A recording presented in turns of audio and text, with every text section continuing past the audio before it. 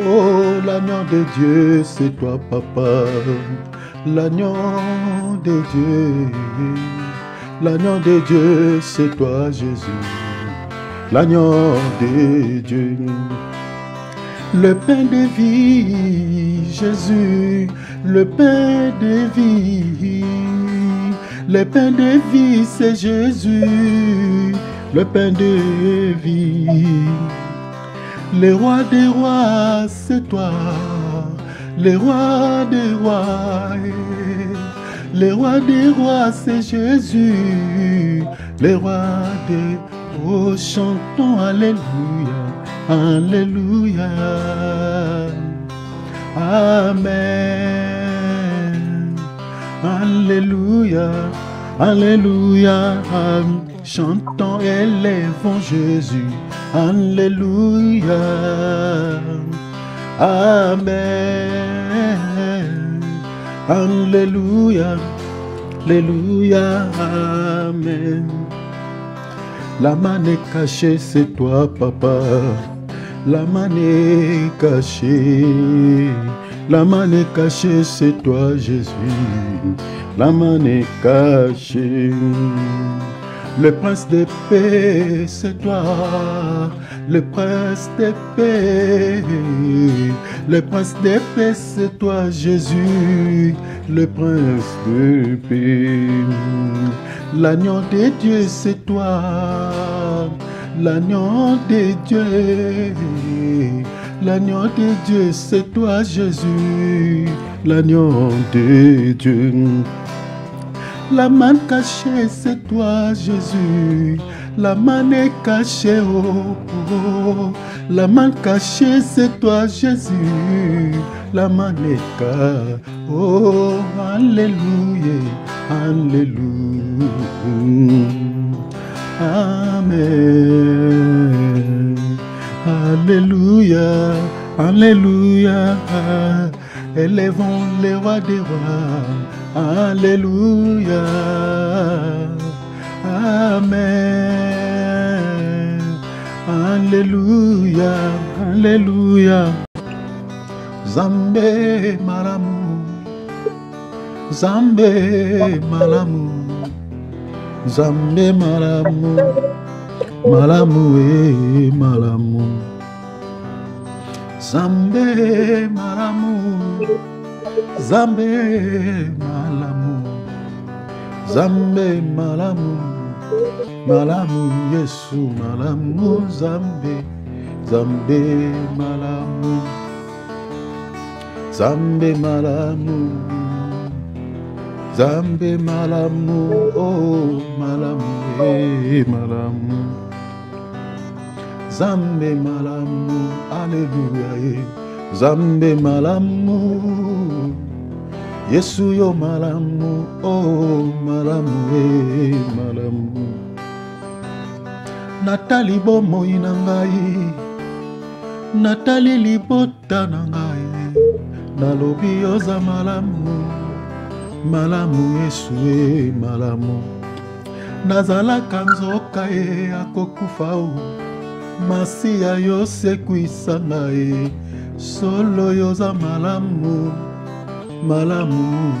Malamu Yesu e. Zambe malamu. Zambe yo malamu. Zambe malamu. Malamu eh malamu oh Zambe malamu.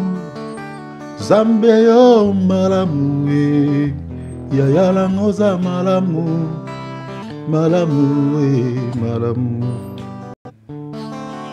Onetwa mina mikitisi epana yo nde nazwi bomo ya libela seko na seko.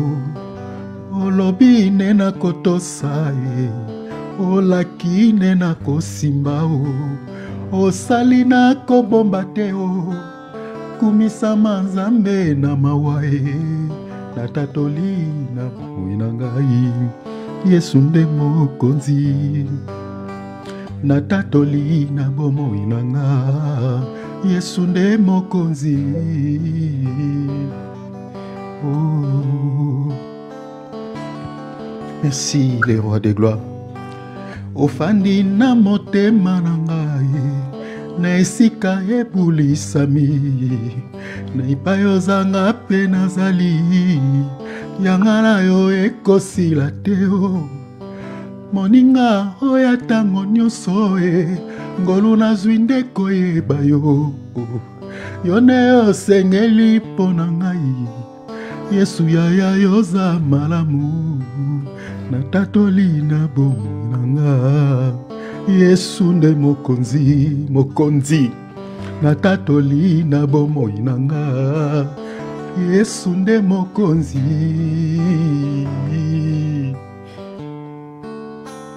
Il est le roi de gloire. Ofandi na motema Alléluia, broima bosakaya bashada. Le roi de gloire, le seigneur des seigneurs. Ofandi na motema nanga na esika ebulisami bipai ozanga mpe nazali yanga na yo ekosila te moninga oyo ntango nyonso ngolu nazwi nde koyeba yo yo nde osengeli mpo na ngai Yesu yaya yoza malamu natatoli na bomoi na nga Yesu nde mokonzi. Papa natatoli na bomoi na nga Yesu nde mokonzi.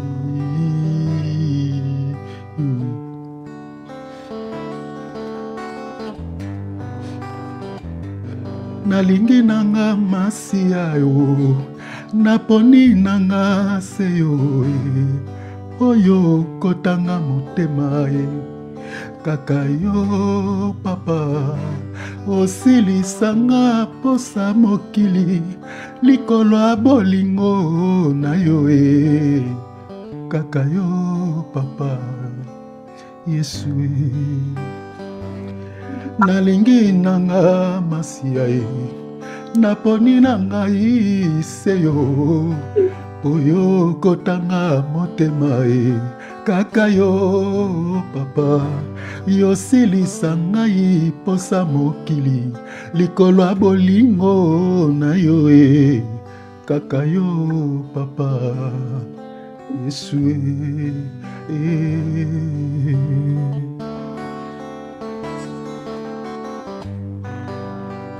liziba ya mai na bomoi. Gloire à Dieu.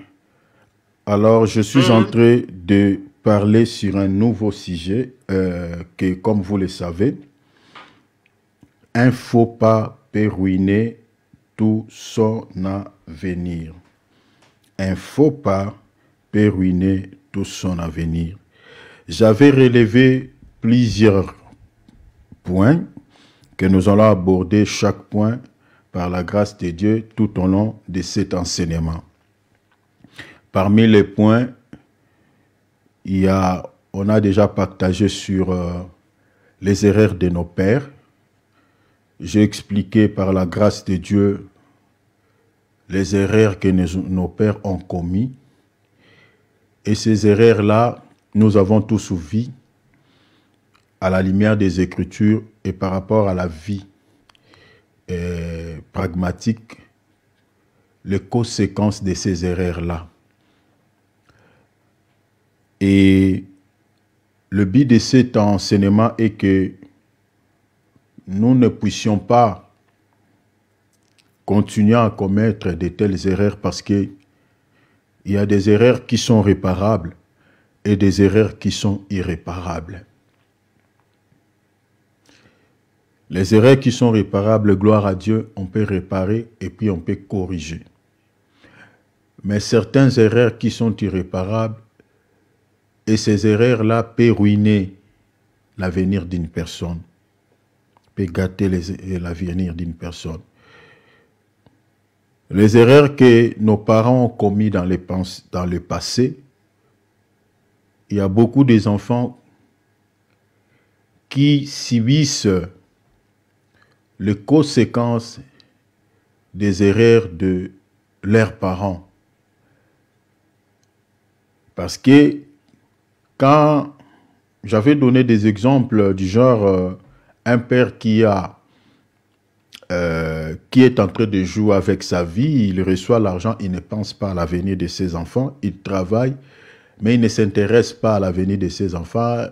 Voilà, il s'en fiche complètement de l'avenir de ses enfants, il ne scolarise pas ses enfants, il ne pense pas, il ne pense carrément à rien. Toute sa vie, il ne se laisse traîner que par la convoitise de la chair, par des distractions. J'avais expliqué pas mal de choses ici. Je parle des parents, mais je parle aussi des parents futurs, parce que les jeunes aussi sont des parents futurs. Donc, qui commettent les erreurs, ne sachant pas que ce qu'il est en train de faire aujourd'hui peut les rattraper demain. Il y a des choses que nous avons commises dans le passé. Aujourd'hui, on regrette. On s'est dit, si je savais, j'allais pas commettre une telle erreur. J'allais pas faire ça. Parce qu'on s'est rendu compte que ce qu'on avait fait dans le passé, cela nous a rattrapés dans l'avenir. Dans l'avenir. Comme on avait vu dans le livre de Lamentation, Jérémie est en train de pleurer. Il dit, nos parents ont péché, nos pères ont péché, et tous sont morts, et c'est nous qui payons le prix de leur péché. Si vous regardez aujourd'hui la vie de certains enfants,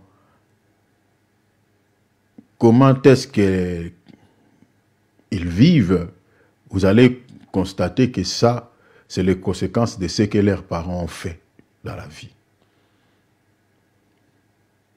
C'est les conséquences. J'avais donné un exemple ici d'un père, toute sa vie, il avait travaillé, il avait des moyens, il travaillait, il avait tout. Mais toute sa vie ne se laissait traîner que derrière les femmes. L'ambiance, la vie des désordres, tout ça.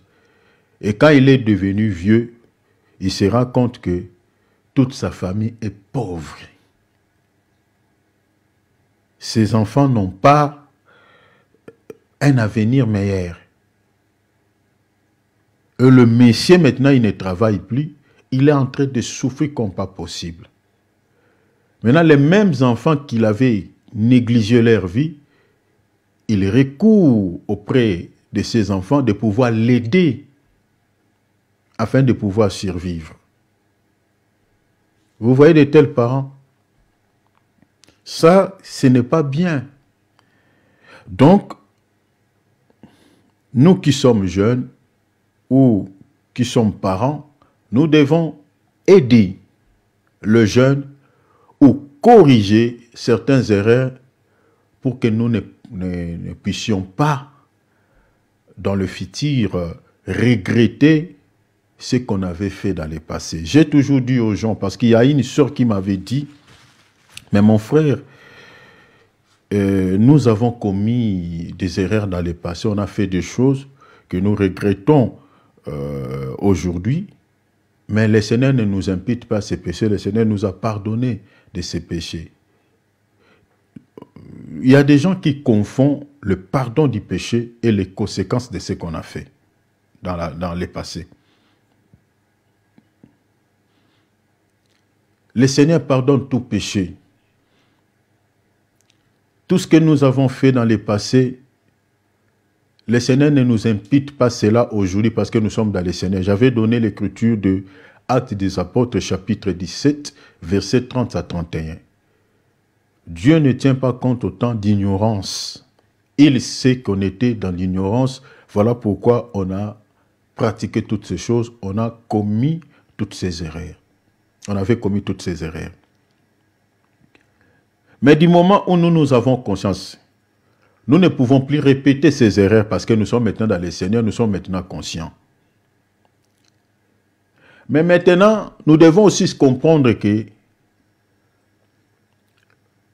le pardon du péché n'efface pas les conséquences de ce qu'on a fait dans le passé.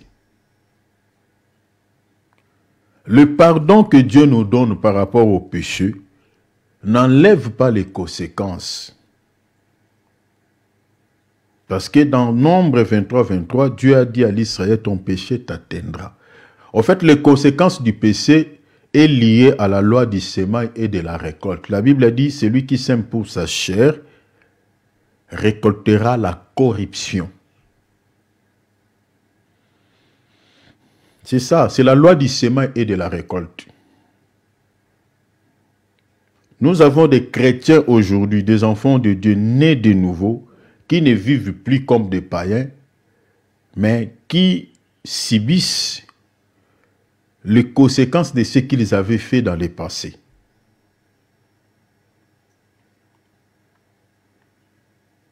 Vous voyez, ils vivent les conséquences. Dieu est souverain, parce qu'il y a certaines conséquences qui sont irréparables. Vous ne pouvez pas les réparer. Si vous avez fait, par exemple, vous étiez tombé, tu avais fait un enfant avec un païen ou une païenne dans le passé, cet enfant-là existe. Si aujourd'hui tu es converti, tu es dans le Seigneur, est-ce que Dieu va tuer cet enfant-là parce qu'il était né hors mariage, parce qu'il était né dans les péchés? Non. Cet enfant-là existera. Tu étais voleur avant de connaître Christ. Tu étais allé voler dans un magasin. On t'a coupé les bras là-bas. Aujourd'hui, tu es dans le Seigneur va te remettre encore une autre main. Non. Tu resteras comme ça, mais tes péchés sont pardonnés. Il y a des erreurs irréparables. Alors, de telles erreurs, si on ne fait pas attention, parce que les conséquences peuvent être très graves, très tragiques, ou peut-être ça peut être difficile en étant dans le Seigneur, mais c'est compliqué. Parce que ça dépend du poids de ce que chacun a fait dans le passé. C'est pour cela que nous devons aider. Je parle ici aux personnes âgées d'aider les jeunes, de leur conseiller. Hier, on partageait avec une sœur par rapport au comportement de nos jeunes sœurs, la manière dont elles s'habillent, la manière dont elles viennent à l'église, ça les scandalise. Ça scandalise vraiment cette sœur. Moi, je dis, mais cette responsabilité est donnée à qui? Qui peuvent aider ces jeunes parce qu'ils ne savent pas s'habiller? Qui peuvent les aider? Il y a des jeunes filles qui ne se marient pas. Quand un homme s'approche d'elle, c'est juste pour, voilà, ne pas aller loin. Jouer 2, 3, 4 jours et puis elle va l'abandonner. C'est dû à quoi? C'est aussi lié au accoutrement, aux tenues de nos sœurs. Aujourd'hui, des fois, il n'y a pas la différence, excusez-moi le terme, entre les prostituées, les femmes qui se prostituent dans des riz, et ceux qui viennent à l'assemblée. La tenue, ça ressemble. Or, une prostituée, elle n'est pas là pour être mariée. C'est juste pour satisfaire les hommes. Et quand on s'habille comme ça, tu cherches le mariage. Quel est cet homme qui va accepter une femme qui s'exhibe comme ça? C'est compliqué. Alors, la responsabilité, la charge revient maintenant aux personnes âgées. C'est pour cela que la deuxième ligne est intitulée « Les mauvais choix du conjoint ». C'est-à-dire, quand on fait un mauvais choix, le mauvais choix du conjoint, quand on fait un mauvais choix du conjoint, cela peut aussi influencer votre vie dans le futur. Cela aussi peut peut désorienter, vous comprenez, ou compliquer votre avenir. Les mauvais choix du conjoint. Les mauvais choix du conjoint. Ces messages, ces deuxième ligne concernent en particulier en particulier le jeune, le futur marié, le célibataire, mais aussi les grands, le personne âgée. Ça concerne aussi les grands ou les personnes âgées.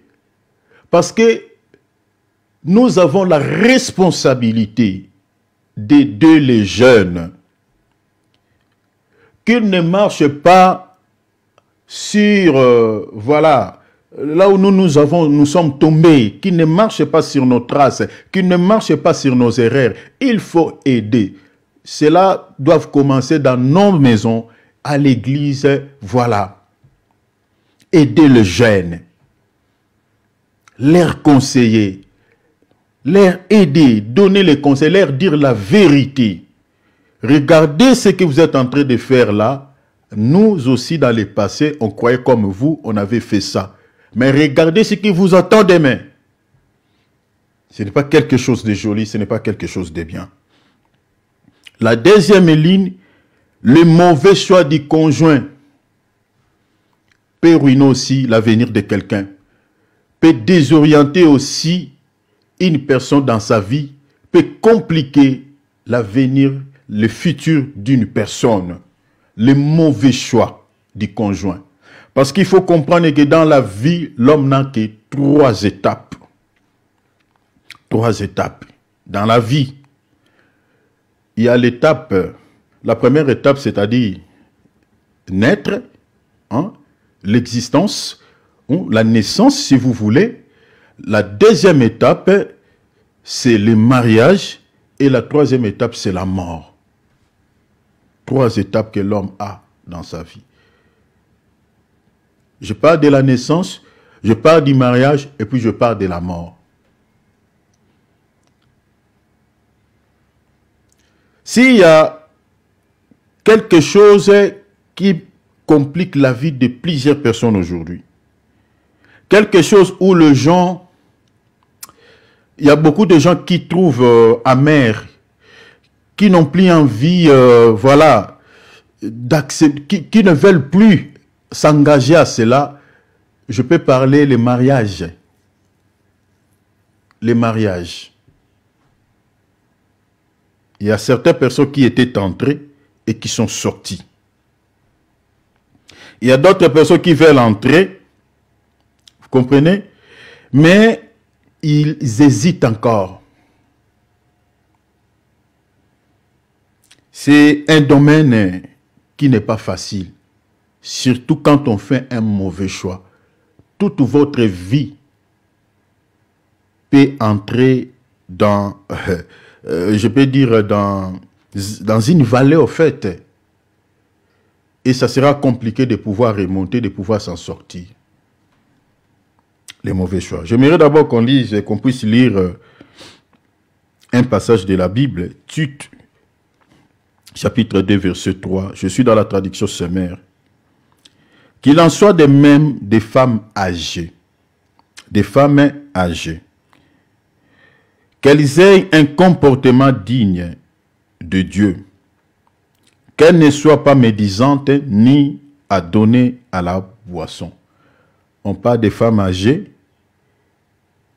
Qu'elles aient, la Bible dit, un comportement digne de Dieu. Qu'elles ne soient pas médisantes ni à donner à la boisson. La Bible dit qu'elles s'attachent plutôt à enseigner le bien. Verset 4. Qu'elles apprennent aux jeunes femmes à aimer leurs maris et leurs enfants. Verset 5. À agir de manière réfléchie et pure, à assumer leurs tâches domestiques, à faire preuve de bonté et à être soumises à leur mari. Ainsi, la parole de Dieu ne sera pas discréditée. Ici, l'apôtre Paul est en train de prodiguer un conseil aux femmes âgées, aux personnes âgées, d'aider les jeunes. Les jeunes qui sont dans les mariages, On peut parler aussi de jeunes qui veulent se marier ou aux futurs mariés. Mais vous pouvez remplacer les femmes âgées ici à toute personne âgée. Prenons même dans nos assemblées ou tels que nous sommes là. Nous avons fait déjà un parcours dans la vie. On sait ce que c'est la vie, par la grâce de Dieu. Nous avons commis des erreurs dans la vie. Et les jeunes qui viennent après nous, peut-être il y a certaines erreurs que nous avons commises et ils ignorent ces erreurs-là. Ils marchent sur les mêmes erreurs que nous avons commises dans la vie. Mais comment ces jeunes-là peuvent être aidés?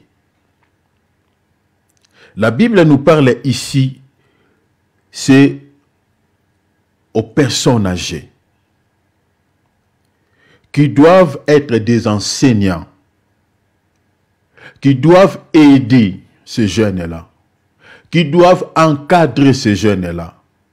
Donc il faut qu'ils soient modèles de ces jeunes, qu'ils soient modèles, de pouvoir enseigner, de pouvoir aider les jeunes qui veulent entrer dans les mariages, qui veulent se marier ou ceux qui sont déjà dans les mariages. Parce que c'est un domaine tellement complexe, très très complexe. Ça semble toujours joli, bien, quand on est, je peux dire, à l'étape des fiançailles, ou quand on est à l'étape de proposer, voilà, quand on est dans ces étapes-là, ça semble être quelque chose de bien, quand on est, voilà, chéri, chéri. Le débit, ça semble toujours comme ça, du miel. Nous devons aider. Aider. On partageait avec un frère. On se demandait, on dit, ah, pourquoi dans cette église, depuis quelques temps, quelques années, depuis que voilà, moi je connais cette église, je n'ai jamais entendu qu'il y ait un mariage ou on bénit un mariage dans cette église. Mais alors, il y a plusieurs jeunes frères dans cette église, il y a plusieurs jeunes sœurs dans cette église. Alors, on n'a jamais entendu, voilà, l'église est en train d'organiser un mariage, on va bénir un mariage. Il n'y a pas ça.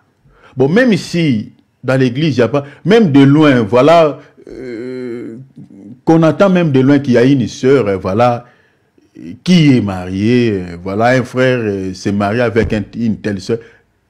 Il n'y en a pas. Il n'y en a pas. Mais qu'est-ce qui ne va pas?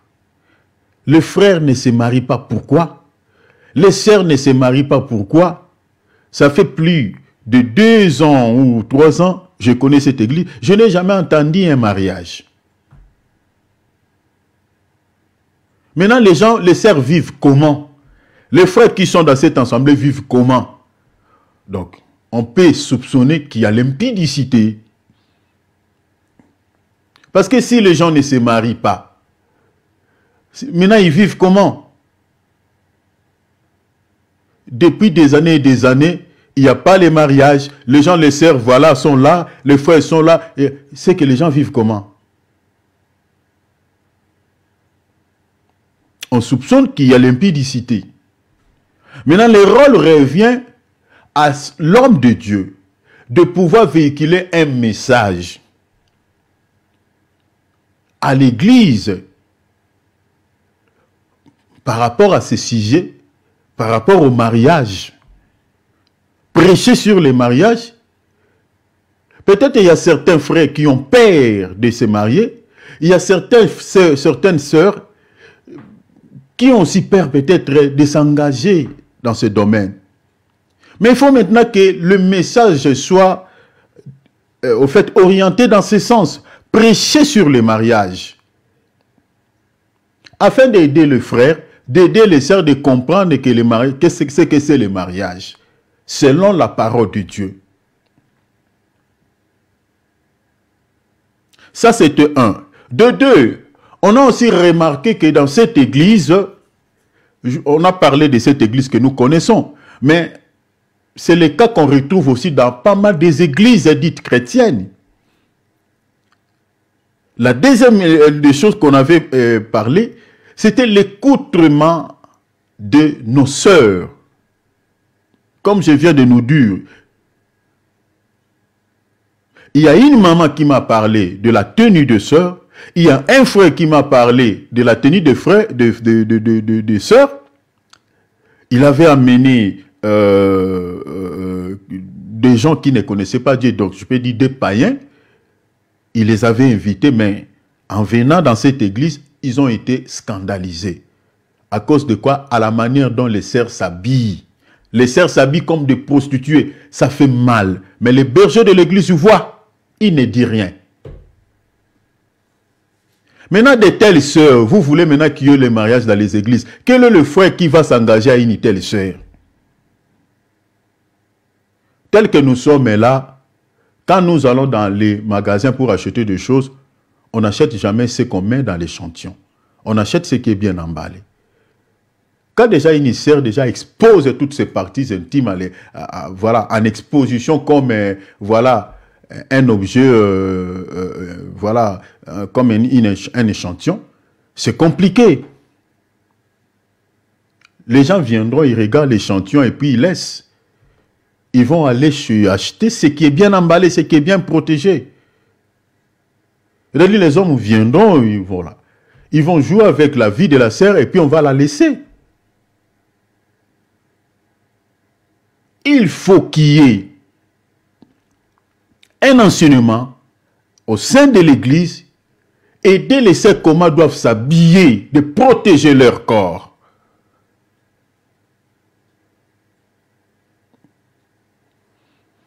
Ça, c'est de un. Et le conseil que l'apôtre Paul donne à Tite ici, de pouvoir aider l'église, parce que Tite, c'est un ancien de l'église.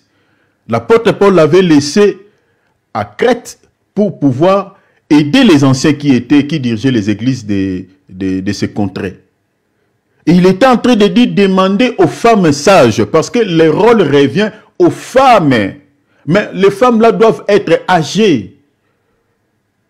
D'aider nos sœurs. Excusez-moi d'abord, je parle d'abord de sœurs, puis je parlerai de frères.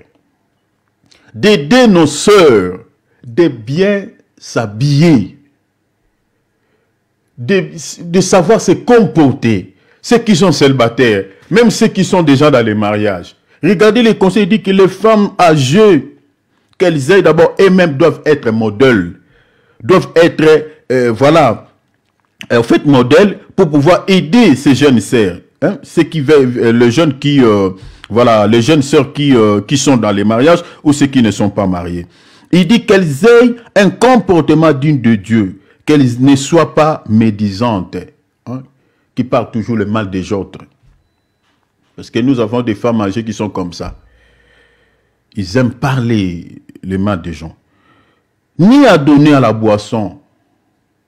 Je suis désolé pour les femmes qui aiment boire, c'est compliqué, qui aiment les vins, qui aiment la boisson. L'apôtre Paul dit qu'elles ne soient pas ce genre de femmes-là, qui se donnent au vin, qui se donnent à la boisson.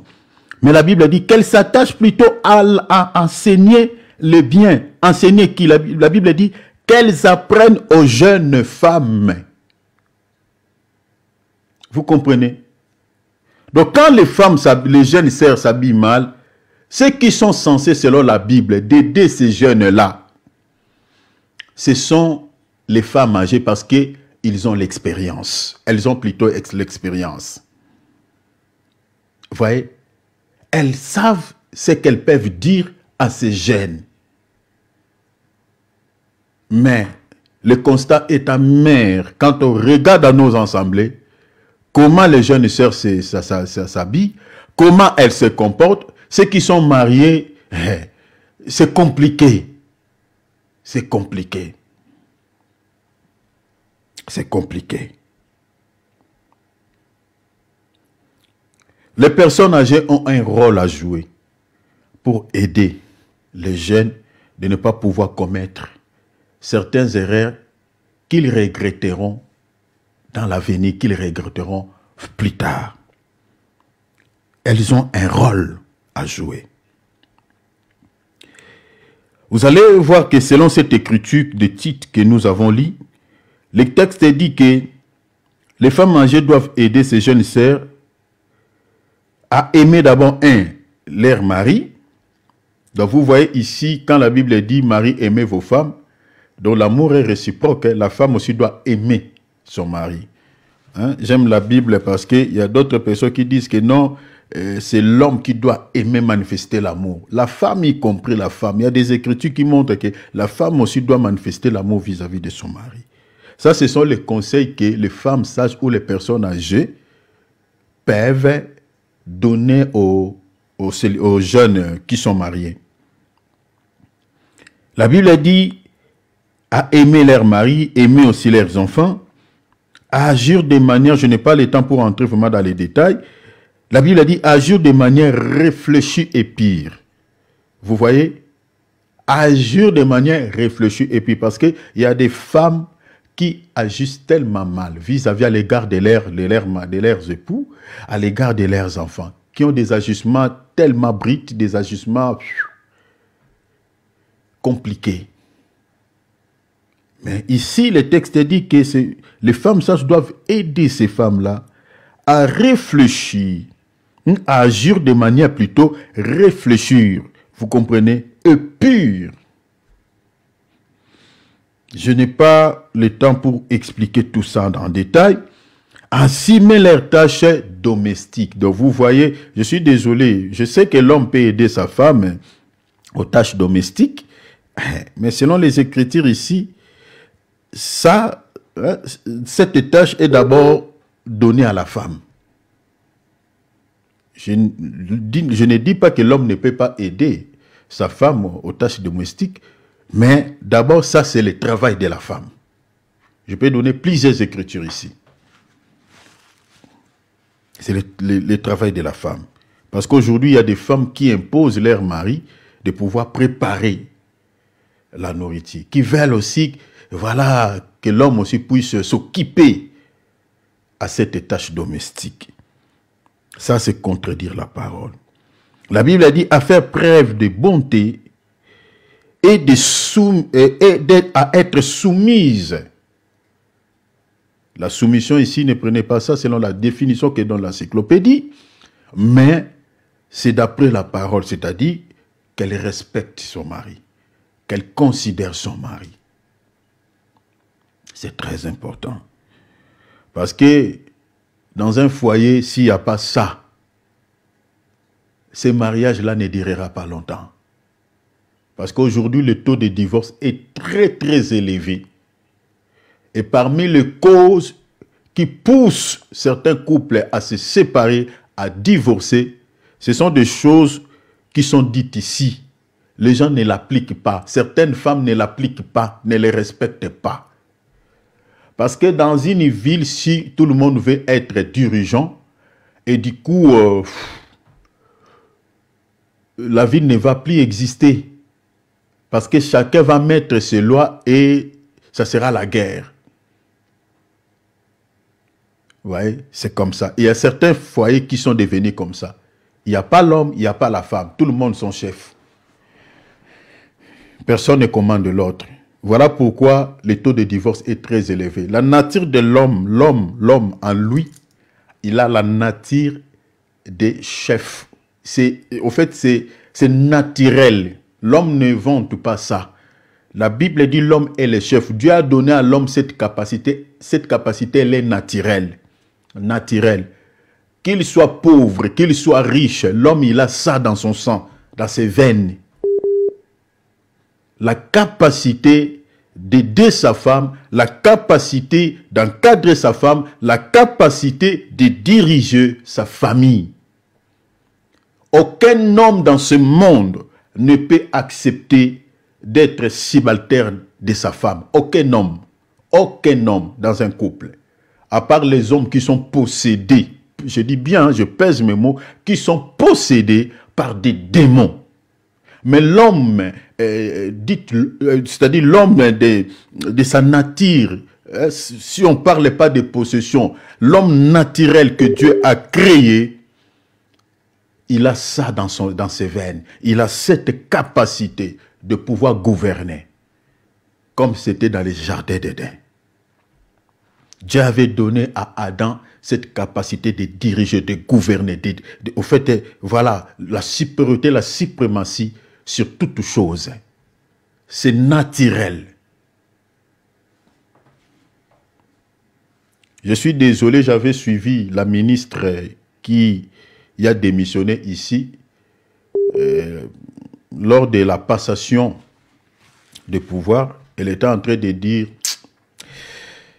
je ne vais pas répéter ces mots ici, c'est triste, c'est compliqué.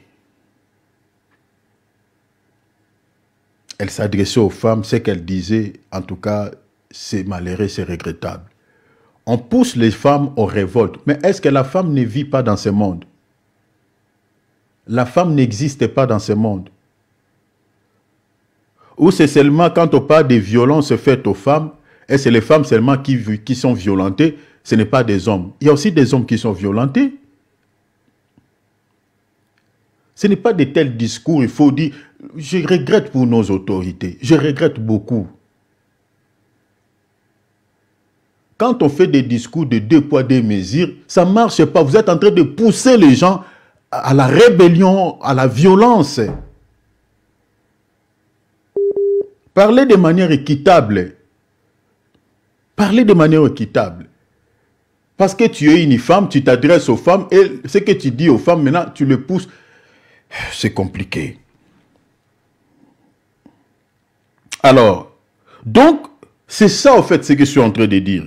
Alors, l'homme, il a ça. Mais il y a quelque chose que nous devons comprendre.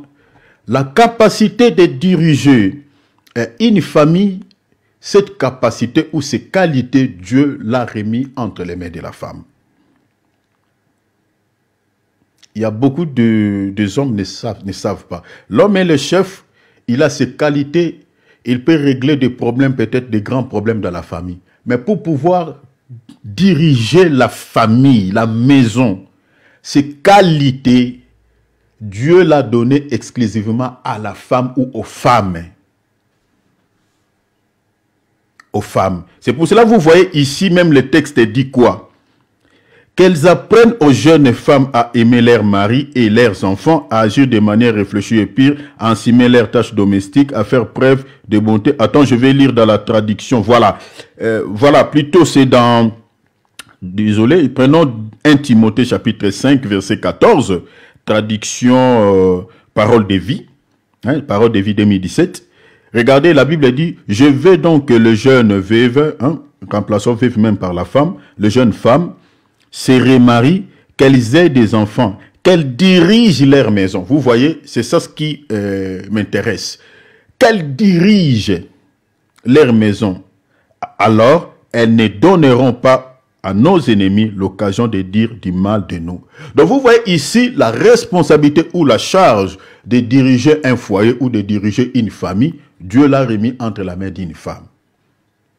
Donc au fait, l'homme il est le chef, mais il peut traiter des grands problèmes. Mais pour prendre la charge de gouverner la maison, de diriger la maison, cette tâche, Dieu l'a remis entre la main d'une femme. Vous savez, la maison qui n'a pas une femme est différente de la maison où on retrouve une femme dedans. Si vous regardez quelqu'un qui est célibataire, vous entrez dans sa maison, vous allez trouver que c'est différent. Si vous allez à la cuisine, vous allez voir, les choses sont un peu ça et là. C'est différent toujours. S'il y a une femme dedans, vous allez trouver que cette maison peut-être est plus jolie et plus différente. Vous voyez? Si par exemple il y a des enfants dans cette maison, vous allez voir la manière dont la femme est en train de recadrer les choses et l'homme, c'est toujours différent. Donc ce sont des qualités que Dieu a données. C'est pour cela, si vous lisez dans Proverbe 14:1, la Bible dit la femme sage bâtit sa maison, mais la femme est censée la renverse par ses propres mains. Donc vous voyez que, au fait, cette capacité de bâtir, d'édifier une maison, hein, vous comprenez, Dieu l'a donnée à une femme. Donc bâtir ici, c'est recadrer. Vous voyez, de diriger, de gouverner. C'est dans ce sens, au fait.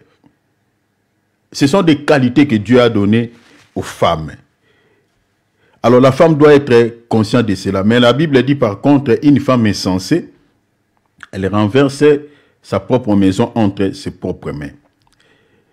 Je suis allé là-bas parce que je suis en train de parler le mauvais choix du conjoint.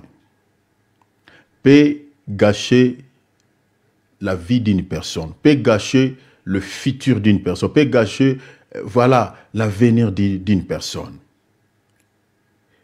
Faire un mauvais choix du conjoint dans la vie, comme je viens de dire, peut gâcher tout son avenir. Nous avons aujourd'hui beaucoup de gens dans la vie, leurs vies ont été, au fait, désorientées à cause tout simplement quoi? Du choix du mauvais conjoint. Beaucoup de gens ont échoué dans la vie. Leurs vies ont été désorientées tout simplement à cause du choix du mauvais conjoint. Je connais pas mal de cas où les gens pleurent à cause de la femme qu'il a eue, à cause de l'homme qu'elle a eu dans sa vie. Tout est devenu ambigu à cause du choix qu'elle avait fait ou à cause du choix qu'il avait fait.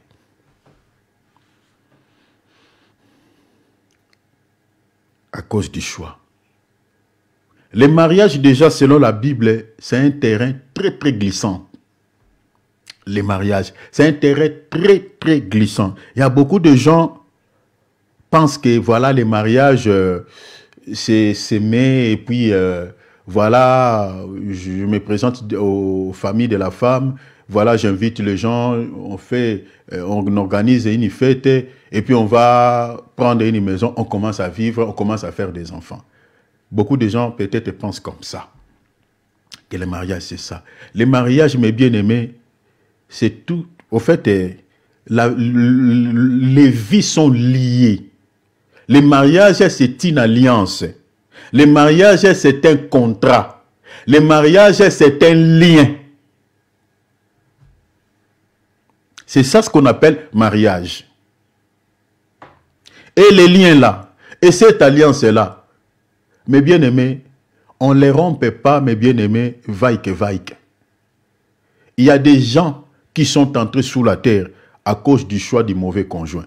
Il y a des gens qui sont devenus, qui ont des problèmes d'estomac, qui ont des problèmes de tension, qui sont dans des soins intensifs à cause du choix du mauvais conjoint. Je connais un couple, une femme qui a tué son mari. Il a jeté l'essence dans le corps de son mari et puis il a mis le feu. Le mari est décédé. Il y a des hommes qui ont bâti à bout portant leur femme parce qu'ils en avaient marre. Il y a des femmes qui pleurent tout le jour. Elles pleurent tout le jour à cause du choix qu'elle avait fait dans sa vie. Elle regrette. Elle dit, si je savais, je ne pouvais pas me marier avec cet homme. Je ne pouvais pas faire des enfants avec cet homme. Il y a des hommes qui pleurent. Un homme, quand il est au travail, il est en paix. Mais une fois rentré à la maison, c'est comme s'il entre dans une prison. On dit, tu ne peux plus bouger. En entrant seulement à la maison, c'est les échanges de paroles avec la femme. Il n'a pas la paix. Il regrette. Il y a beaucoup de gens qui avaient des moyens. Il avait tout. Il avait des moyens. Mais du moment où il s'est engagé à une femme, où elle s'est engagée à cet homme, il a perdu tous les moyens qu'il avait. Tous les moyens. Il a perdu tout. On ne se marie pas, cher enfant de Dieu, par pitié. Hein? Parce que, voilà, on se marie parce que j'ai pitié de cette personne. On ne se marie pas avec une personne par pitié ou par un sentiment quelconque. On ne se marie pas, je réitère, avec une personne par pitié ou par un sentiment quelconque. Mais plutôt parce que il faut comprendre que le mariage doit avoir un fondement. Un fondement, quand je parle d'un fondement, c'est-à-dire le fondement de cette union. C'est comme tout ce que nous faisons dans la vie doit avoir un soubassement, doit avoir un fondement. Mais le fondement là, ou le soubassement, ce qui est en train de vous unir, doit être quelque chose de vrai. Quelque chose de vrai, de sincère. Pourquoi je suis allé là-bas? Parce que regardez. Parce que si on se marie par compassion, hein, on se marie avec une personne par compassion, par pitié, ou par un sentiment parce que tu as des sentiments vis-à-vis de lui ou d'elle, la compassion finira. Ces sentiments vont finir. Et vous allez entrer dans... Vous allez se divorcer un jour. Comme on voit aujourd'hui, les gens qui se marient le matin et qui se divorcent le soir. Pourquoi? Parce que c'était juste un sentiment qui l'avait poussé de se marier avec cet homme ou avec cette femme. Parce que c'était par une compassion, par pitié, parce que voilà, je sentais pitié, je voulais l'aider, je ne sais pas. Il y a plusieurs raisons comme ça. Mais le soubassement doit être quelque chose de vrai. Quelque chose de vrai. Quelque chose de vrai. Quand vous voulez s'engager avec une personne dans le mariage, la première des choses à regarder, comme je viens de dire, le fondement de votre union, le soubassement de votre mariage. Regardez si cet amour est sincère. Est-ce qu'il n'est pas lié à quelque chose ou à un objet? Parce qu'il y a des gens qui se marient avec certaines personnes, ou les femmes qui se marient avec certains hommes, ou les hommes qui se marient avec certaines femmes, pour des raisons, voilà, peut-être pour des intérêts charnels, je peux dire. Des intérêts charnels. Le vrai amour n'existe pas. Peut-être parce que l'homme, il a des possibilités, il a des moyens. Parce que la femme, elle a des moyens. Vous comprenez? Et si le soubassement de votre mariage, tu veux s'engager à cette femme ou à cet homme, parce qu'il a ça, maintenant, le jour quand vous allez se marier, le jour où il n'aura pas ça, vous allez rompre. Vous allez se divorcer. Le fondement doit être quelque chose de vrai. L'amour doit être sincère. Ne peut pas être lié à un objet, ne peut pas être lié aux richesses ou au matériel ou au matu-vie. Non. Parce que ce sont des choses qui s'envolent. Ça peut s'envoler un jour.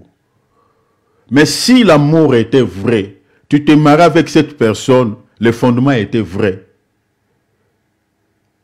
Que ce soit dans la pauvreté, que ce soit dans la richesse, vous allez rester ensemble. Vous resterez ensemble. Le mariage, c'est un terrain qui est tellement glissant. Je vous dis tellement glissant. C'est quelque chose qui, je peux dire quoi, selon la Bible, c'est quelque chose de souffrance. Le mariage, c'est des tribulations. Le mariage, c'est la souffrance. Ceux qui sont engagés au mariage savent ce que je suis en train de dire. Le mariage, c'est un terrain, mes bien-aimés, qui n'est pas, je peux dire, propice, voilà, ou si vous n'avez pas l'âge de pouvoir s'engager ou d'entrer dedans. Vous allez être broyés comme le maïs. C'est pour des gens qui ont des têtes faites, qui ont la capacité, qui peuvent supporter.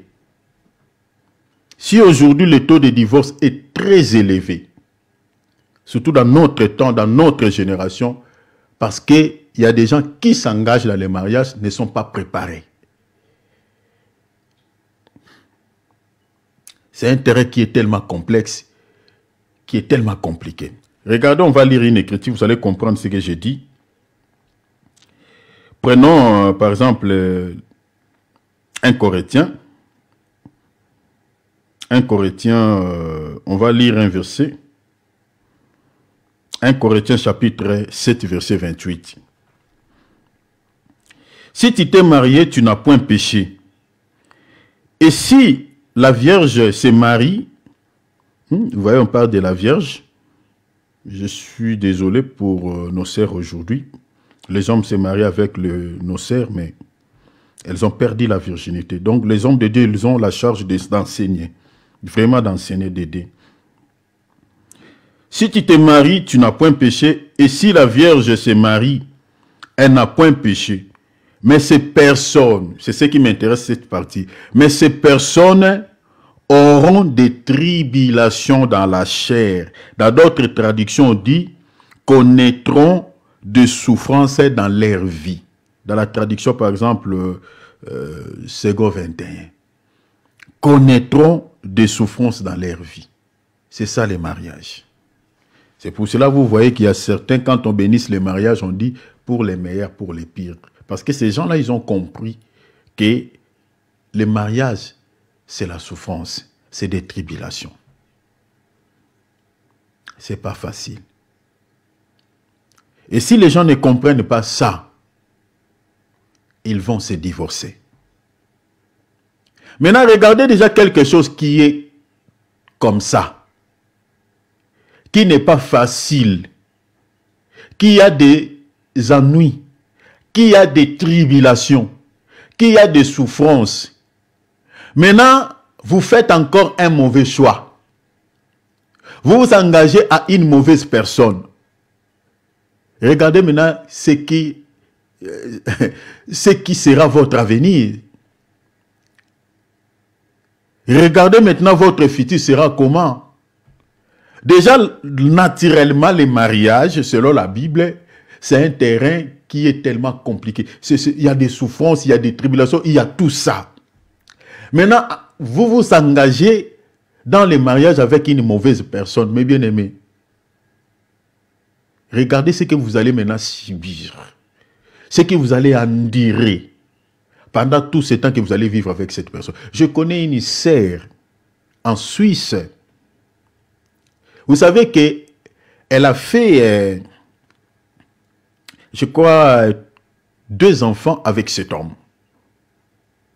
Cette sœur-là, tous les jours, je vous dis, elle ne fait que pleurer.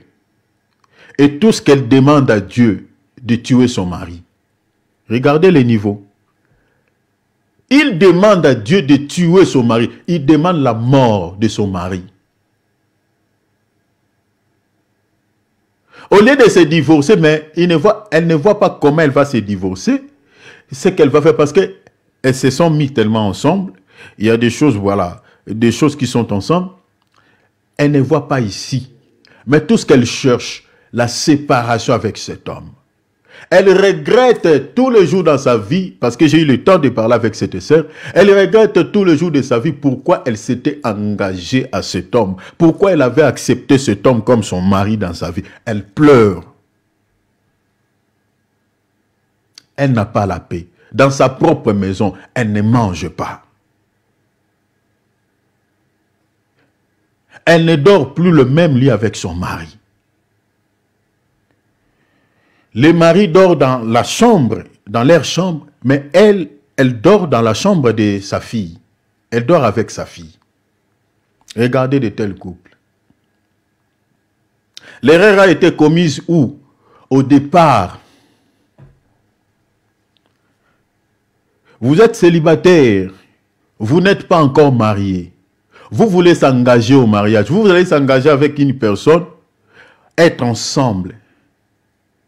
Cher enfant de Dieu, prends ton temps. Prends ton temps. On ne se marie pas à cause du plaisir sexuel seulement. Hein. Non. Non. Ça fait partie du mariage. Mais attention, après le plaisir sexuel, vous allez continuer à vivre ensemble. Donc, on ne se marie pas seulement pour ça, parce qu'il y a des gens qui sont poussés par rapport à... Parce que, voilà, je veux me marier, voilà, parce que je sens des désirs, je ne veux pas commettre les péchés. Ici, je parle pour les enfants de Dieu qui ont la crainte des noms de Dieu, qui ne veulent pas tomber dans l'impudicité. Bien que l'Écriture dit, pour éviter l'impudicité, on peut aussi se marier. Mais ce n'est pas seulement ça. Il y a autre vie en dehors de cela. C'est un terrain glissant. Glissant. Naturellement, la Bible nous montre que dans le mariage déjà, tu peux faire un choix, un bon choix, mais vous n'êtes pas épargné des tribulations du mariage. Vous pouvez faire un très bon choix du conjoint, mais vous allez endurer aussi les souffrances du mariage. C'est ça ce que le texte dit. Vous allez endurer les souffrances du mariage. Parce que pour mélanger le deux, au fait, je peux dire quoi? Vos deux comportements. Ça va prendre tellement de temps. Il y a d'autres personnes qui prennent au moins 10 ans, 15 ans. Je connais un couple chrétien qui s'était marié, qui ont eu tout le temps des discussions. Ils font des enfants, mais bien aimés, en allant toujours comme ça. Hein. Aujourd'hui, ils discutent. Demain après-demain, la femme va tomber enceinte. Ah, mais on croyait qu'ils vont se séparer, mais elle tombe encore enceinte. Et ils allaient comme ça. Tous les jours, c'était qu'ils discutaient tout le temps. Tout le temps, ils discutaient, l'homme et la femme. Mais après combien de temps, le calme est entré dans ce couple après 10 ans? Ce que je vous dis, c'est le témoignage d'un serviteur de Dieu. Un serviteur de Dieu, parmi les grands serviteurs, il fait partie. Le calme est entré après 10 ans entre cet homme et sa femme. Donc pour pouvoir se maîtriser, pour pouvoir fusionner les comportements, la compréhension, ça peut vous prendre du temps. Ça fait partie aussi des souffrances et du mariage. Parce que chacun a sa manière de voir les choses. La femme a sa manière de voir les choses. L'homme a sa manière de voir les choses. Mais maintenant, pour se mettre d'accord, ça vous prendra du temps. Il y a des fois, il y aura des compatibilités. Ce que toi, tu veux, des fois, la femme ne veut pas. Ce que toi, tu vois dans ce sens, la femme voit dans un autre sens. Si vous avez des enfants, la femme veut, voilà, l'enfant a fait un délit, a commis un délit. Toi, tu veux recadrer l'enfant, bon, la femme, ça lui plaît pas la manière. Il y a des choses un peu comme ça qui peut vous amener à, voilà, à des disputes. Il y aura un peu de tendances comme ça. Au-delà de ça, il y a plusieurs souffrances dans des mariages. Vous pouvez avoir des problèmes financiers, vous pouvez avoir des problèmes de santé. Il y a beaucoup de choses. Dans les mariages, il y a beaucoup de souffrances, comme dit la Bible. Ça, c'est de manière naturelle. Maintenant, en faisant encore un mauvais choix du conjoint, mes bien-aimés, si Dieu n'est pas avec vous, vous pouvez mourir. Il y a des gens qui ont quitté ce monde seulement dans les mariages. Les mariages. Il y a des hommes méchants. Méchants. Méchants.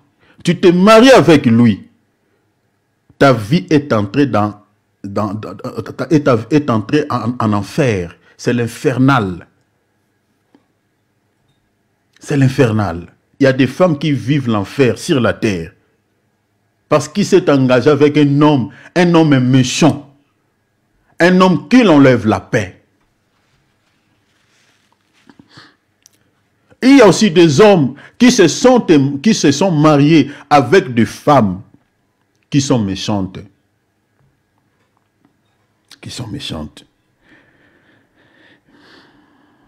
Qui sont méchantes. Regardez ce que dit la Bible. Je suis dans Malachie chapitre 2, verset. On va lire les versets 10 jusqu'au verset 16. N'avons-nous pas tous un seul Père? N'est-ce pas un seul Dieu qui nous a créés? Pourquoi donc sommes-nous infidèles? Infidèles l'un envers l'autre, en profanant l'alliance de nos pères. Verset 14. Et vous dites pourquoi? Parce que l'Éternel a été témoin entre toi et la femme de ta jeunesse, à laquelle tu es infidèle. Ici, on est en train de reprocher l'homme qui est devenu qui? Infidèle. Infidèle à qui? À sa femme. Et Dieu est en train de dire que dès le premier jour où tu avais aimé cette femme, le Seigneur dit, avant qu'il y ait d'autres témoins dans ce monde, parce que le mariage doit être honoré de tous. Les tous là, ce sont des témoins du mariage qui viennent assister, vous assister, voir l'homme tel, Thierry est marié avec Brigitte. On vient vous regarder. Ce sont des témoins de votre mariage. Quand on vous verra dans la rue en train de s'embrasser, ça ne va pas scandaliser. Les gens savent que, ah non, sont en couple, on avait assisté même dans leur mariage.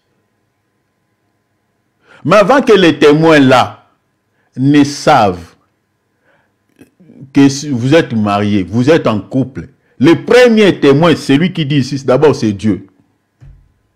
Le premier témoin. Maintenant Dieu dit,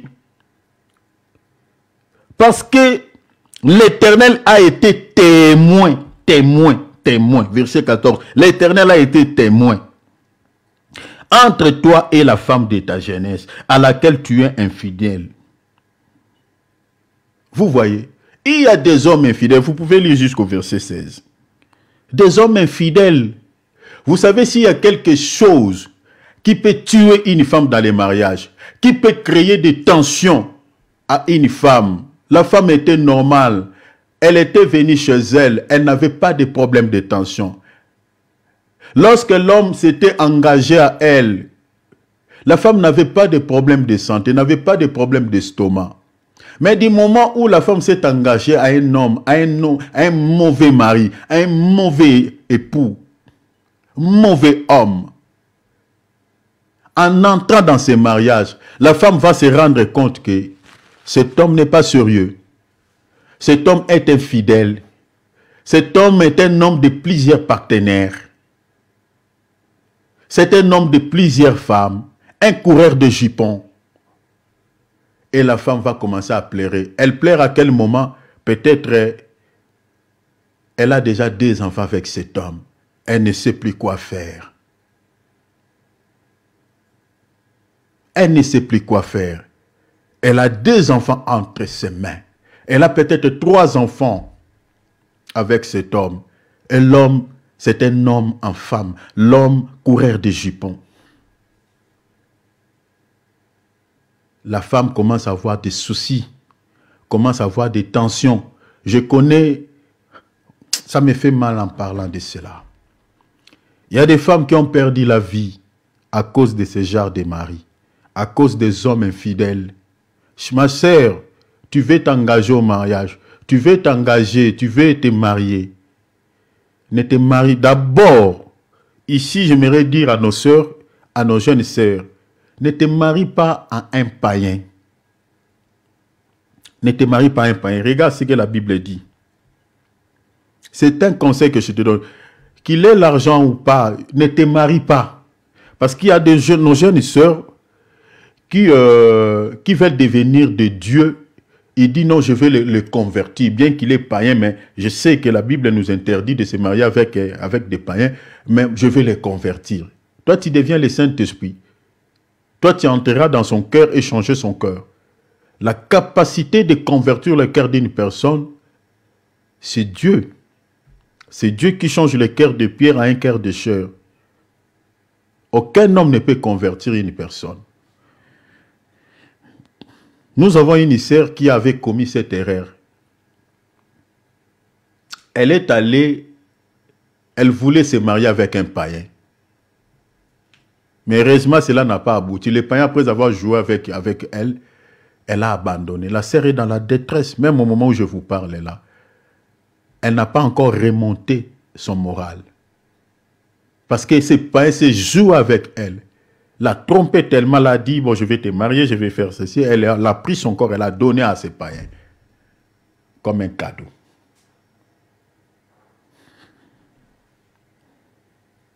Regarde ce que la Bible dit. Je suis dans...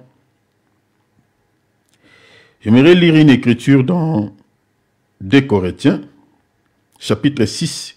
Vous pouvez lire le verset 14 jusqu'au verset 16, mais moi je prends seulement la partie qui m'intéresse. Ne vous mettez pas avec les infidèles sous un même joug étranger.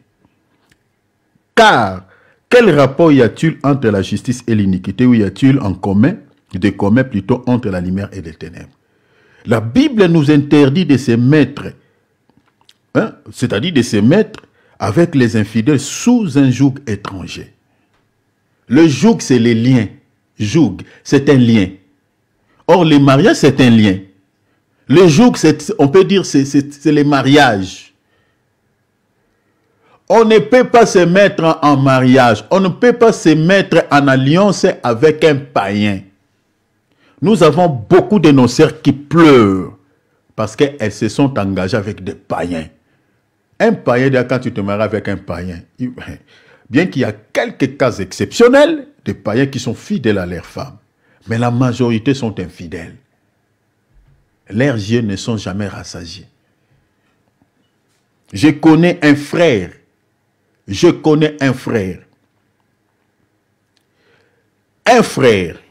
de l'église.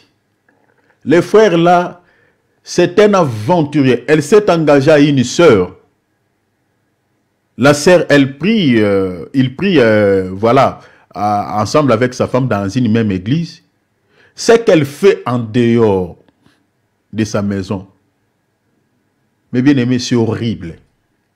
Je ne sais pas si sa femme est au courant de cela. Moi-même, mes yeux, j'ai vu cet homme, comment il drague les femmes. Je ne sais pas si sa femme... Il y a quelqu'un encore qui avait raconté à quelqu'un que je connais les bêtises de cet homme. Mais il est dans une église, dans le collège des serviteurs, il fait partie. Mais c'est un aventurier. Mais bien aimé, il y a des gens qui jouent avec Dieu. Quand tu te maries avec un homme infidèle, tu ne seras jamais heureuse. Tu ne seras que quelqu'un qui va toujours en train de pleurer. Vous savez, je connais un couple, il y a un homme de Dieu plutôt qui avait raconté une histoire d'un couple qu'il connaissait. C'était un couple, cet homme de Dieu se rendait chaque fois dans cette famille. Voilà, il leur prodiguait quelques conseils, tout ça. C'était un couple magnifique et tout ça. L'homme avait un bon travail. Il était un cadre. Il engageait des gens, tout ça. C'était un couple qui vivait en harmonie. Mais un jour, l'homme va chercher à vivre avec son secrétaire. Il commence maintenant à chercher à tromper sa femme. Vivre avec son secrétaire. Or, les secrétaires là avaient le sida. Je vous épargne des détails. L'homme, après quelque temps, va se sentir un peu pas bien. Elle va se rendre à l'hôpital pour faire des examens après avoir passé un temps avec cette femme. Voilà. Et on va lui dire que voilà, tu es déjà atteint du VIH. Et comme il était marié avec sa femme, elle va aussi transmettre cette maladie à sa femme. Parce que quand elle couchait avec son secrétaire, elle se rendait à la maison, elle couchait encore avec sa femme. Et c'était toujours des pieds nus. Et la femme va attraper un souci à cause du mauvais conjoint.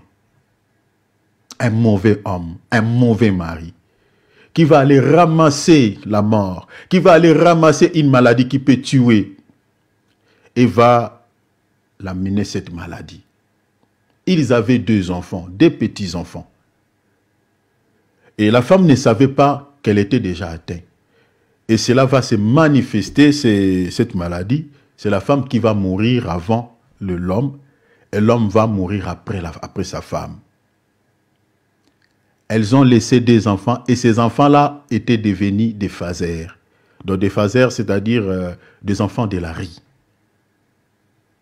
Ils ont été abandonnés. La famille n'a pas pris la charge de ces enfants. Vous voyez comment la vie des gens est entrée dans une complication, même la vie de leurs enfants. Chers sœurs, avant de s'engager, le mariage c'est un terrain très glissant. Le mariage c'est un domaine qui n'est pas fait pour les enfants. C'est pour les gens qui ont la maturité, pour les gens qui ont le discernement. Avant de prendre cet engagement. Le mariage c'est une alliance. Vous allez se lier. C'est pour ça que le texte dit, les deux deviendront une seule chair. Quand vous faites un mauvais choix du conjoint, chers enfants de Dieu, votre futur, votre avenir peut entrer dans la ruine, dans une vallée que vous ne sortirez plus jamais. Vous aurez du mal de pouvoir s'en sortir. C'est compliqué, c'est fichu. Avant de se marier avec quelqu'un, regarde d'abord, ici je parle pour les enfants de Dieu, regarde si d'abord il est chrétien ou elle est chrétienne. S'il est chrétien, surtout je parle pour les sœurs. Regarde d'abord si cet homme est chrétien. Quand je parle de chrétien, pas chrétien de nom, mais chrétien authentique. Regarde sa famille. Regarde s'il a un bon témoignage. Connaître un peu son passé, son histoire. C'est très important. Ne sois pas aveugle, comme on dit, l'amour est aveugle. Ne sois pas aveugle. Si tu vas fermer tes yeux, ferme même un seul œil. Laissez un seul œil ouvert. Cherchez à connaître la vie de cet homme. Regardez, suivez. Ne regardez pas seulement l'étiquette chrétienne, parce qu'aujourd'hui, nous sommes mélangés avec des ivrés.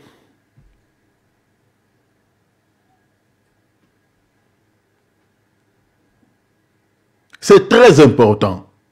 Parce que si tu t'engages à un mauvais mari, un mari infidèle, toute ta vie ne sera que de pleurs.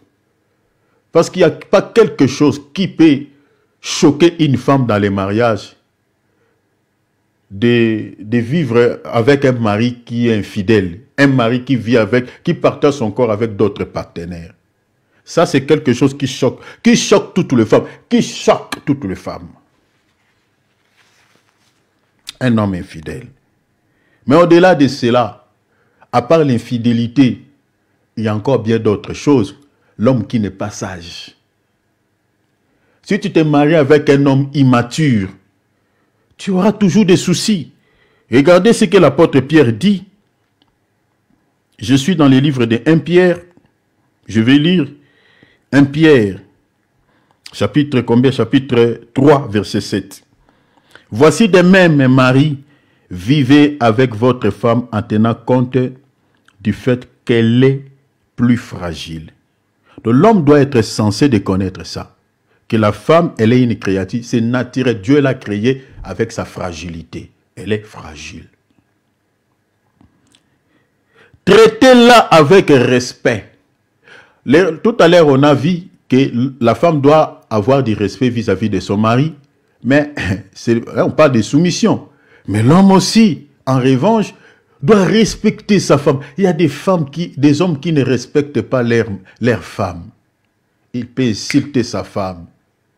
Il peut frapper sa femme. Il peut humilier sa femme même devant les gens. Il y a des hommes comme ça. Ça, c'est un homme qui est bébé. Son cerveau, il y a des liquides, il y a de l'eau, qui a les problèmes, qui est immature. Car elle doit partager au même titre que vous l'héritage de la vie comme don de Dieu.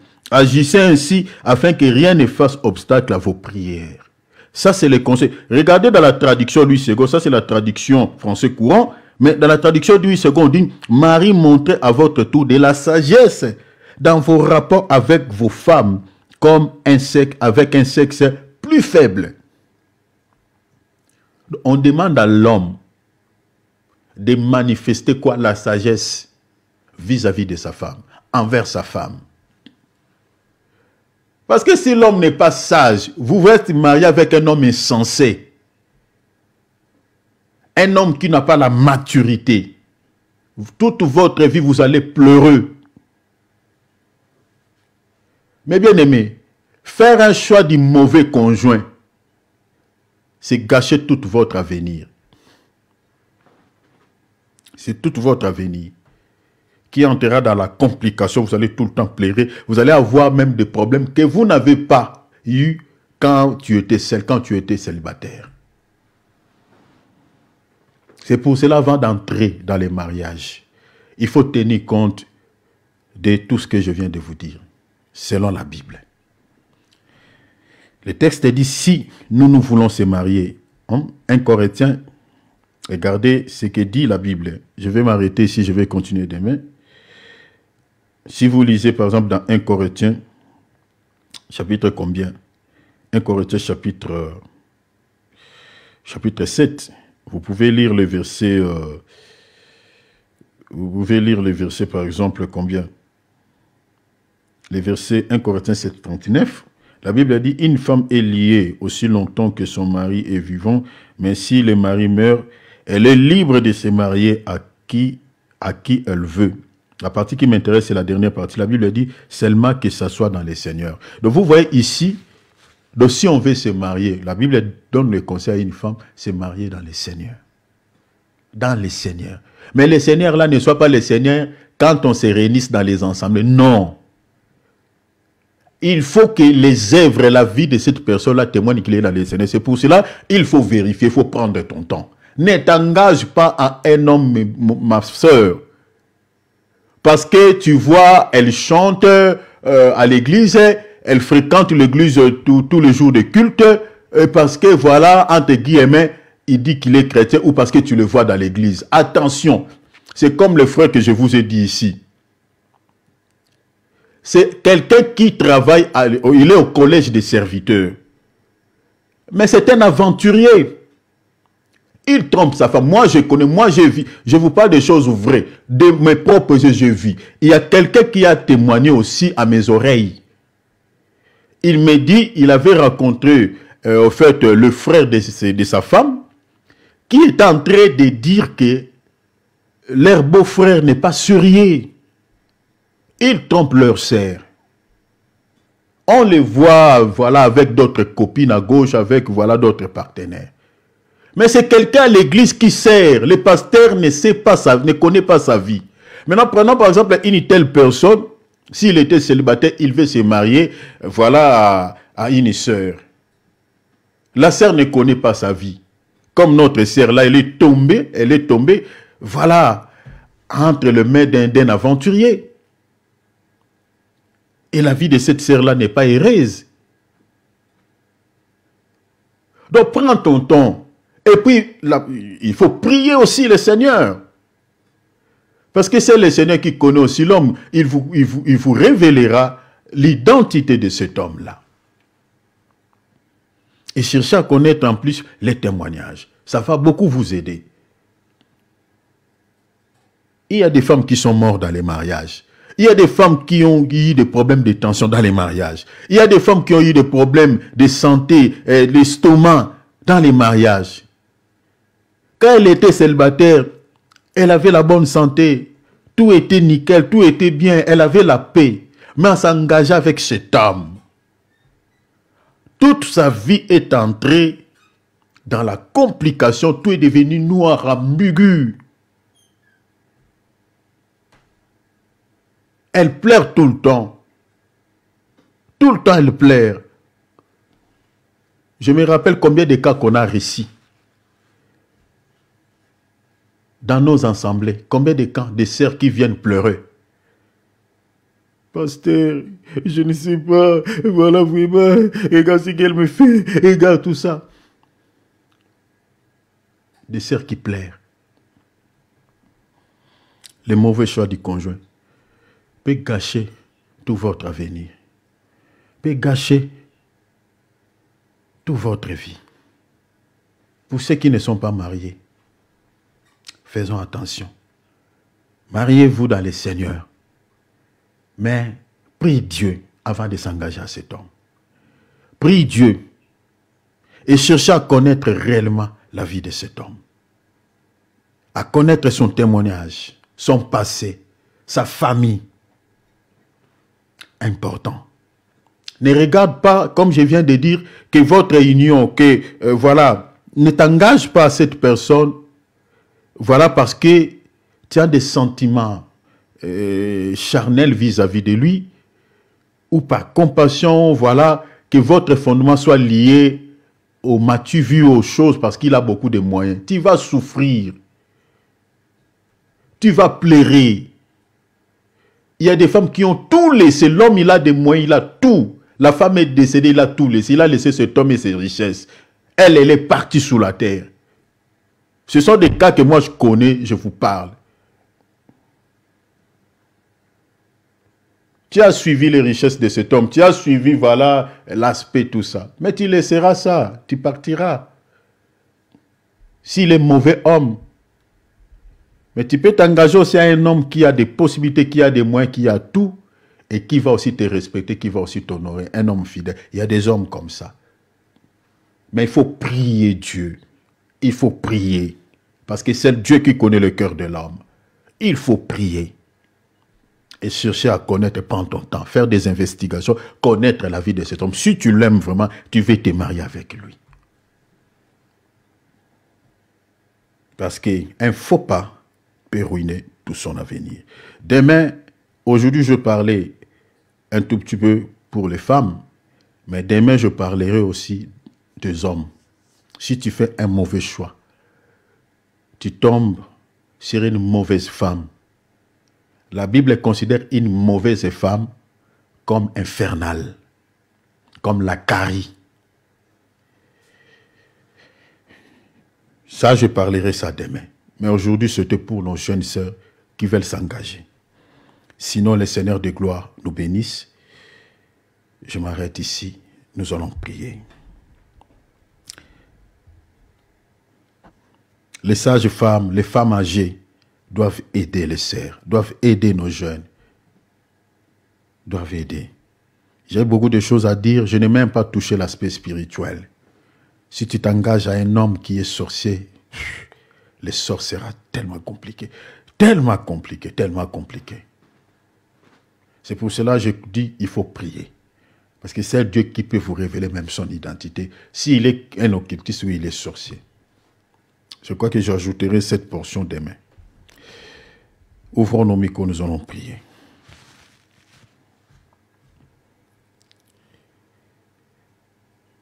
Merci, merci Jésus. Merci, merci Jésus.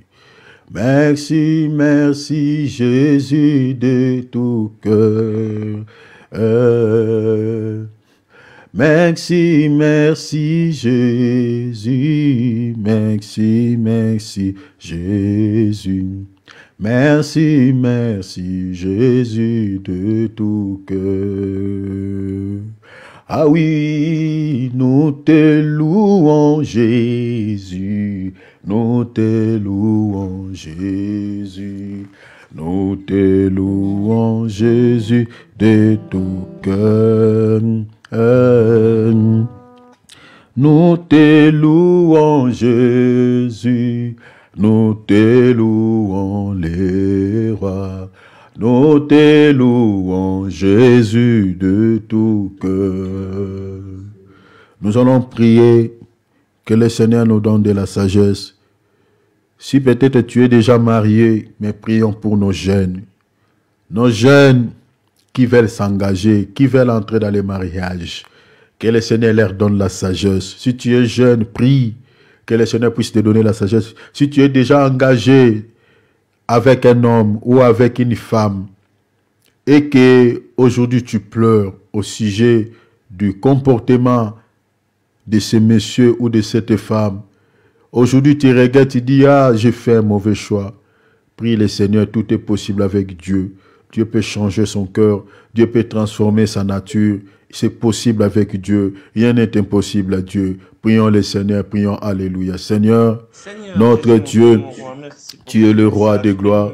Tu es le Seigneur des seigneurs. Nous prions pour nos jeunes sœurs. Nous prions pour ceux qui ne sont pas mariés. Nous prions que tu leur donnes la sagesse. Seigneur, de pouvoir faire un bon choix.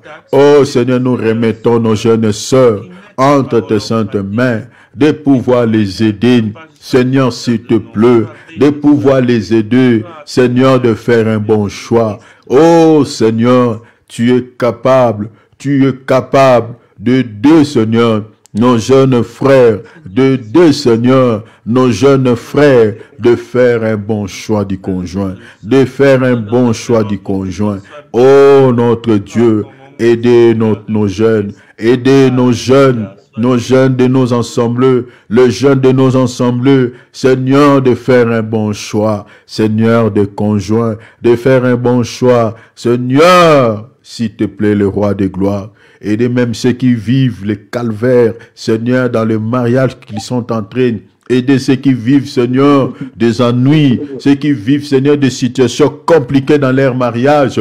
Aidez-les, Seigneur, aidez-les, notre Dieu. Ceux qui ont fait des erreurs, qui ont commis déjà des erreurs, de faire un mauvais choix du conjoint. Seigneur, aidez ce couple, Marokataria Saka. Seigneur, tu es le réparateur de brèches. Tu sais que, Seigneur, ta fille, tu sais que ton fils, Seigneur, a fait une erreur de faire un mauvais choix du conjoint. Seigneur, aidez-les, aidez-la, aidez-les, Seigneur. Change le cœur de cet homme, change le cœur de cette femme, parce que tu as ces qualités. Tu as ces capacités de transformer le cœur de l'homme. Tu enlèves le cœur de pierre, tu le convertis à un cœur de chair.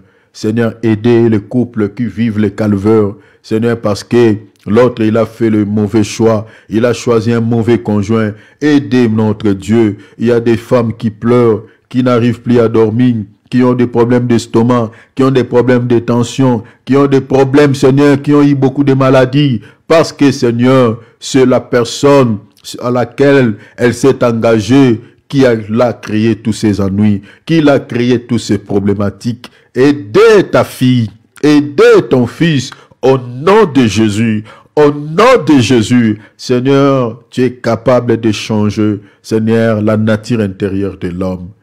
Ceux qui sont mariés à des hommes infidèles, aidez ces hommes à être fidèles à leurs femmes. Ceux qui sont mariés, Seigneur, à des femmes infidèles, aidez ces hommes, Seigneur, aidez ces femmes à être fidèles à leur mari. Au nom de Jésus, Seigneur, s'il te plaît, il y a des erreurs que nous regrettons, parce que, Seigneur, le futur t'appartient. Les yeux que tu nous as donnés, on regarde seulement les passés, on regarde seulement les présents, mais le futur est caché devant nos yeux. La raison pour laquelle nous commettons tout le temps des erreurs. Si on avait la capacité de voir le futur de chacun de nous, Seigneur, on allait être prudent. Seigneur, nous sommes humains. Toi qui as la capacité de voir l'avenir, Seigneur, aidez-nous dans le nom de Jésus. Aidez-nous, Seigneur. Aidez, Seigneur, certains couples dans le nom de Jésus. Je te prie, Seigneur, que ces messages puissent apporter la délivrance à certains couples qui ont des soucis, qui ont des problèmes. L'un regrette, l'autre regrette. Pourquoi je me suis engagé à cet homme?